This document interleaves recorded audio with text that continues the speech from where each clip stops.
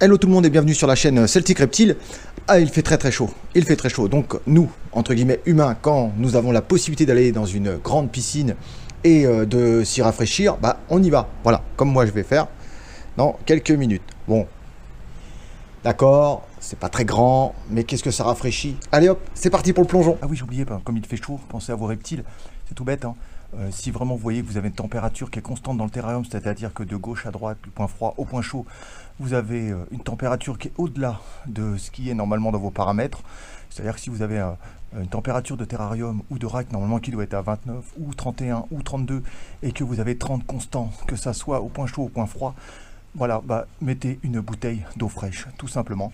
Si c'est une bouteille d'eau congelée qui était au congélateur, vous mettez une serviette autour pour éviter que votre serpent ne se fasse mal. C'est parce que vous savez très bien que le froid, enfin dire le givre, ça brûle. Donc faites attention avec ça. C'est comme un glaçon que vous posez sur votre peau ou sur votre langue, ça brûle. Donc faites attention avec ça.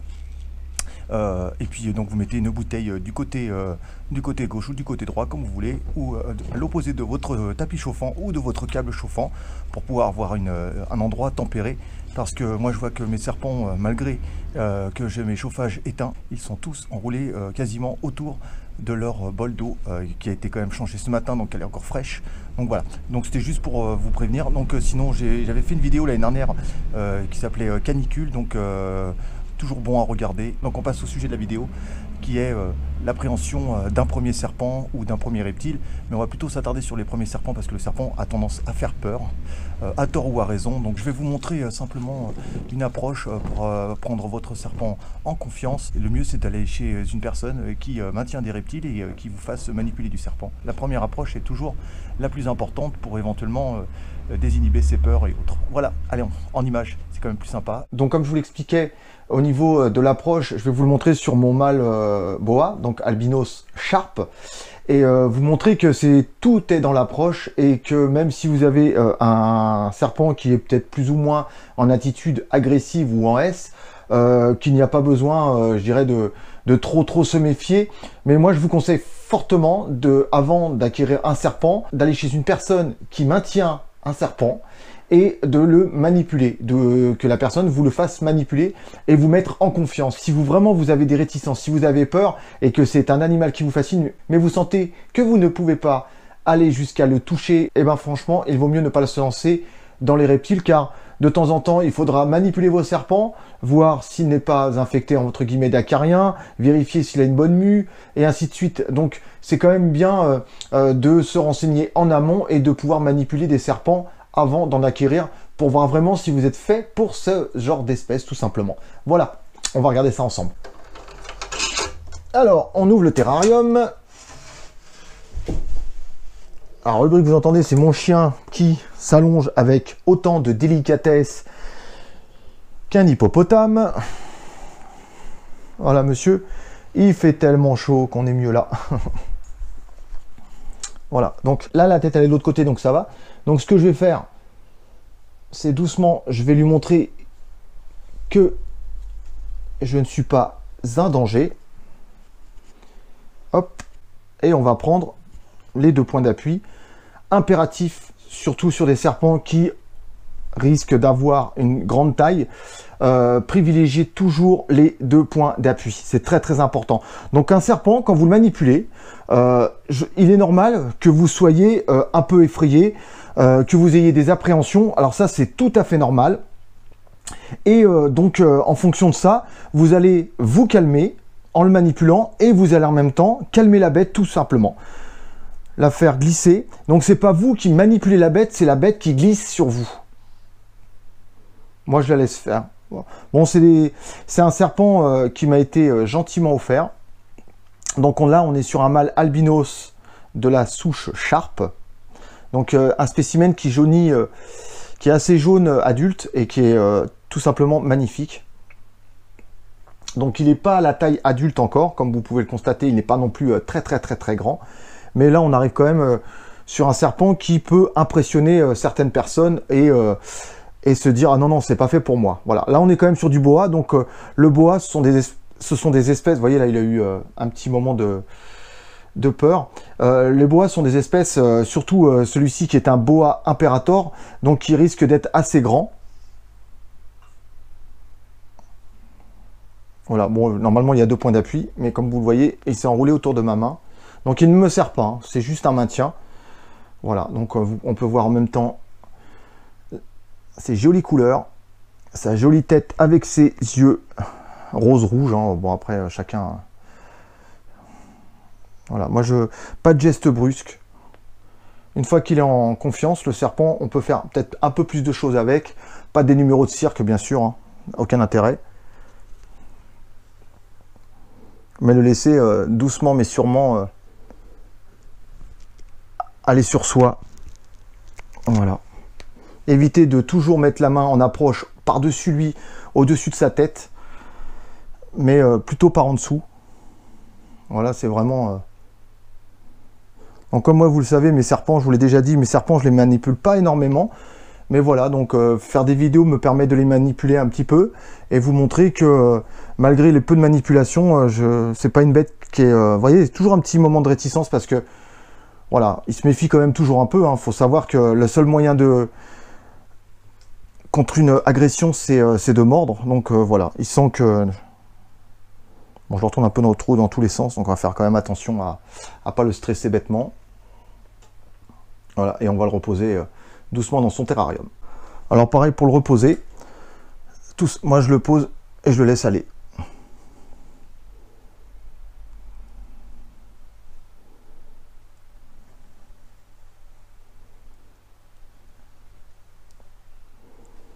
Allez, hop.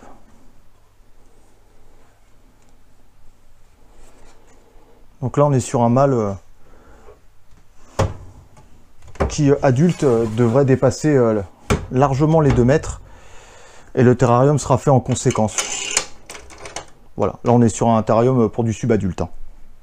Alors là on est sur ma femelle Viridis Biac, donc vous voyez là je l'ai pris avec le bâton directement. Il faut savoir quand vos serpents il faut les manipuler ou pas. Là, on est dans une période où la manipulation est très compliquée parce qu'il fait chaud. Donc, vous voyez, elle a essayé de m'attaquer en étant pourtant, je dirais, en confiance. Hein, mais voilà. Donc, je sais pas si vous allez voir, mais c'est assez... voilà. Elle n'est pas en mode bonne humeur. C'est quand même la localité Biac qui est un peu plus compliquée à maintenir que les autres. Donc c'est vraiment une des localités. Alors après, c'est mon point de vue que je ne préconise pas pour des débutants. Voilà, vous voyez, c'est si j'y mets ma main, elle va me mordre. Donc je vois pas l'intérêt. Je vais pas essayer de l'énerver bêtement. Donc ce sont des serpents. C'est sûr que si vous allez vers des serpents et on vous fait tout de suite manipuler du biac et vous voyez que le biac est plus ou moins agressif, vous voyez, hein, c'est tout bête. Mais moi je fais en sorte que la morsure, je l'évite au maximum non plus parce que c'est jamais agréable. Ça va très vite, donc des fois on s'en rend pas compte, mais c'est jamais agréable. J'aimerais bien la prendre dans mes mains pour vous montrer quand même qu'à un moment donné, sans qu'elle me morde,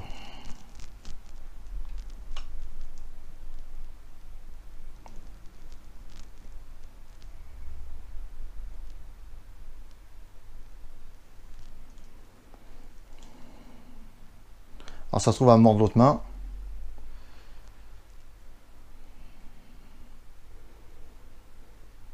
Bon, je laisse, hein, vous voyez, je suis vraiment pas pressé. Si je vois vraiment qu'elle n'est pas d'humeur, bah, je la laisse. Je vais la reposer dans son terra. Mais c'est vrai que si vous commencez, on vous montre ce genre de serpent, vous allez en avoir peur. Et il y a d'autres espèces qui sont à peu près dans le même tempérament, donc aucun intérêt. Je vais la rentrer dans son terra et je vais vous le montrer avec un autre serpent. Donc là, j'ai pris dans mes mains, toujours avec le bâton, voilà, c'était vraiment pour vous montrer le spécimen, donc qui est un Jayapura adulte, qui est un spécimen qui est quand même beaucoup plus calme, comme vous pouvez le constater. J'ai aucune appréhension lorsque je le prends. Il a beau être en S, j'ai vraiment... Je vais juste essayer de le prendre. Hop. À moins qu'ils veulent venir tout seul sur moi. Voilà, vous voyez, c'est autre chose. Hein. C'est vraiment autre chose. Donc c'est vrai qu'il y a des localités qui sont quand même plus cool que d'autres. Celle-ci en fait partie. Voilà. Hop, le bâton posé. Donc voilà le Jayapura. C'est-à-dire que si moi, quelqu'un veut manipuler du Viridis et se lancer dans du Viridis, j'irai plus à lui faire manipuler ce genre de serpent. Du Haru, du Jayapura, du Sauron, plutôt que de l'emmener directement sur du Biak. Le Biak, malgré quelques vidéos que l'on voit et des spécimens qui peuvent être tout à fait calmes, je le reconnais, ce sont quand même des spécimens qui sont un petit peu plus agressifs au niveau de la localité, donc qui sont aussi des spécimens adultes qui sont plus grands que la majorité des autres Morelia viridis, donc c'est un achat qu'il faut quand même considérer au niveau du tempérament. Voilà, donc là on est sur un mâle, donc Jayapura. Le Jayapura, on le reconnaît par rapport à sa belle donc dorsade avec des petits traits bleus en horizontal et en vertical. Voilà. Donc spécimen vraiment, vous voyez, je peux pas dire mieux. Hein, c'est super cool à manipuler. Donc voilà. Donc si les personnes veulent manipuler du Morelia viridis et être en confiance pour un jour acquérir ce genre de spécimen, bah voilà, manipulez-vous et faites-vous la main, entre guillemets, sur une espèce telle que... Vous voyez la différence? Il va plutôt fuir que attaquer. Manipulez plutôt une espèce qui est plutôt de tendance calme qu'une espèce qui est agressive. Voilà. Donc j'en profite de vous montrer, vu qu'il sort de mue, les magnifiques couleurs de ce spécimen, donc avec sur la tête des petites... vagues qui sont assez magnifiques. Voilà, donc là on est sur un spécimen tout à fait cool à manipuler et à apprendre la manipulation pour du Morelia viridis, pourquoi pas. Donc toujours dans la manipulation, on va aller chercher un spécimen qui est quand même un peu plus cool que les autres en termes de taille, en termes de comportement, c'est un Python Regius ou Python Ball. Donc là, on enlève la cachette. Je lui montre ma présence. Bon, c'est vrai que j'ai des spécimens qui sont quand même assez cool. Et là, je le prends directement et je glisse une main directement en dessous. Donc, Python Ball, pourquoi? Ben voilà, hop, on va tourner, on va se mettre ici. Voilà, Python Ball, c'est ça. C'est-à-dire que c'est un spécimen, c'est une espèce, pour des raisons diverses, la peur, rechercher la chaleur ou autre, se met en boule. Bon là il s'est mis en boule parce que je l'ai touché, donc il s'est tout de suite recroquevillé. Voilà, donc on est sur un spécimen, je dirais adulte, ou subadulte plutôt, qui fait 950 grammes de mémoire. Donc qui est un pied de ball, ou qui veut dire aussi pied de ball panda. On est là sur un semen, ce qu'on appelle low white, ce qui veut dire c'est qu'il n'a pas beaucoup de blanc par rapport au dessin. C'est-à-dire que vous voyez, il est assez épars. Hein, voilà. Moi ce que j'aime bien, hein, c'est sur le Pied, c'est quand même cet effet au niveau du dessin qui est quand même assez joli, qui est quand même caractéristique du pied de ball, qui est assez joli, et un ventre toujours bien blanc. Je comprends que les gens aient des coups de cœur pour ce genre de mutation, car là on appelle ça une mutation, et c'est une mutation récessive. Voilà, donc c'est vrai que pour la manipulation, toujours 2 points d'appui, assez simple. Donc c'est vrai que pour, entre guillemets, un premier serpent, le Python Regius est quand même un achat sûr. Il faut savoir que c'est un serpent qui peut avoir des périodes de jeûne, qui va avoir lui-même déclenché. Ça peut faire peur, certaines personnes peuvent éventuellement paniquer. Donc prenez énormément de renseignements avant d'acquérir votre premier spécimen, savoir les mœurs et coutumes, la taille du terra, la fréquence de nourrissage en fonction de la naissance, et savoir aussi la taille de la proie, donc en fonction de votre spécimen. Là, on est sur un spécimen qui fait 900 grammes. Là, je suis sur des rats autour de 80 grammes. Donc, on est quand même sur du beau petit rat. Je nourris mes bêtes tous les 7 à 10 jours. J'ai une fréquence de nourrissage qui n'est pas très rapprochée, car j'aime pas trop les serpents boudins, excusez-moi pour l'expression, les serpents obèses, voilà quoi. Moi, mes serpents sont assez longilignes et je préfère comme ça. Donc, pareil, lorsque vous avez ce genre de serpent à manipuler, toujours dans le calme, et c'est lui qui décide où il doit aller.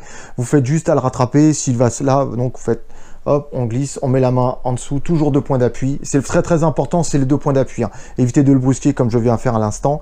Donc c'est vraiment important parce qu'un spécimen, il faut savoir l'observer, comme je vous l'ai dit, vérifier s'il n'a pas des morceaux de multitraîne, vérifier s'il n'a pas des acariens, vérifier n'importe quelle anomalie, des écailles qui auraient pu éventuellement s'enlever ou quoi que ce soit, donc trouver la cause, et voilà. Donc vraiment, la première chose à faire, c'est vous mettre en confiance avec une bête et de vous rapprocher d'une espèce qui vous plaît, toujours marcher au coup de cœur, et d'aller sur une espèce vraiment où les renseignements que vous avez eus sont faits par des personnes qui maintiennent cette espèce, ou des magasins spécialisés. Voilà, c'est quand même assez sympa. Donc faut savoir aussi qu'un serpent ne se manipule pas tous les jours. Moi je le déconseille, c'est pas un animal de compagnie, c'est pas un animal qui va vous donner de l'affection, c'est juste un animal qui a besoin de vous pour vivre. Le plaisir des yeux avant tout, l'observation, énormément d'observation. Comme je l'ai dit dans ma dernière vidéo, si vous avez une chaîne YouTube avec plus de 1000 abonnés, que ce soit gamer, que ce soit sur les voitures, les voyages, sur la cuisine, sur plein de choses, n'hésitez pas à m'écrire sur mon mail celticreptile95, tout attaché en minuscule, @yahoo.fr. Vous me mettez le lien de votre chaîne, je vais aller la voir et je la partagerai avec grand plaisir. Et donc de votre côté, vous partagerez la mienne tout simplement. Et ce qui permettra de faire découvrir à d'autres personnes mon univers, et si ça leur plaît, qu'ils s'abonnent. On arrive à la fin de la vidéo, donc j'espère que le contenu vous aura plu. Donc si c'est le cas, pensez au pouce bleu, pensez au partage et pensez à vous abonner si vous ne l'êtes pas. Je vous dis à bientôt pour une prochaine aventure sur la chaîne Celtic Reptile. Ciao ciao tout le monde.